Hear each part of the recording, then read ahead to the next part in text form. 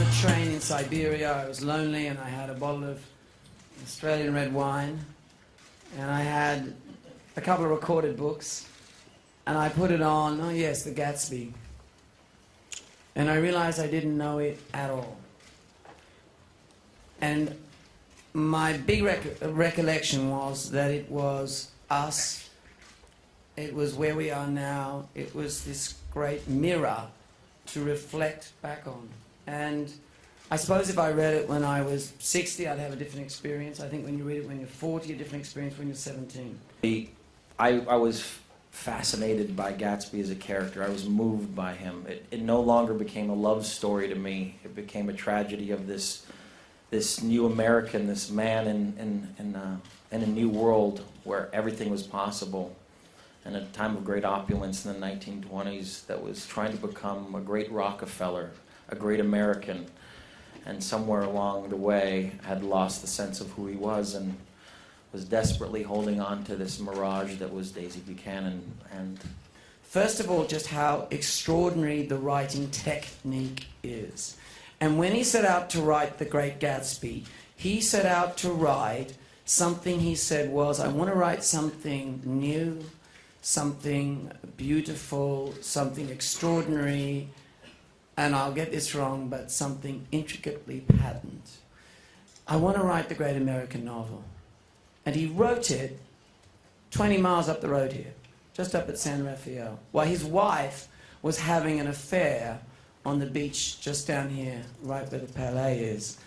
And there was a French airman buzzing their house that she was having an affair with. The thing I think about that is, which is how much of that pain and beauty went into the writing. Because I was at the premiere in the United States, and an extremely regal woman came out of the shadows, really, and she looked at me and she took me by the hands and she said, I've come all the way from Vermont.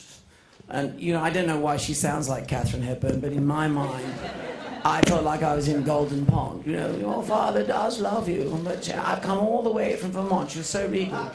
I've come all the way from Vermont to see what you've done with my grandfather's book. And she said, I think Scott would be proud of this film because people have said, and for many years, that you cannot take his first-person narrative and make it into a film. And he said, and she said, and I think you've done that. And by the way, I loved the music. you cannot get in a room with this man and not feel inspired, not feel nostalgic, not feel like you're part of something special. He brings that out in everybody he works with, and it's infectious. And he's also not afraid to take on incredibly classic stories that are embedded in our culture, and ones that are very risky to do, you know, very risky undertakings. And throughout that whole process, no matter what he creates, no matter what world he puts it in, no matter what he adds to it, he is vigilant about getting to the essence of the drama of these great pieces of literature, whether it be Shakespeare or Fitzgerald. He's vigilant about dissecting each and every scene and getting to the truth. On a personal level, I have great affection for Leo. We're very good friends, so that certainly helps when you're playing scenes. Backing up from there and saying the kind of the relationship we have, the trust we have for each other is tremendous. So we have a real ease of communication in talking about, you know, scenes, the material. So it was Carrie's idea, you know, the line in the film, she says, I wish I'd spent all... Say the line. I wish I'd done everything on earth. Take it from the top, ready? And action. What's that line, man? I wish I'd done everything on earth with you all my life. Although all my life you cut. But it's fine. I cannot believe she said that. I cannot believe you said that. So whatever the choices, it was about one thing. That book. Whatever it was about one thing. Revealing that book. And Leonardo used to drive, I wouldn't say drive me crazy, well maybe, but in a good way, because he would say, are we honoring that book? And that was a singular focus. That was our green light.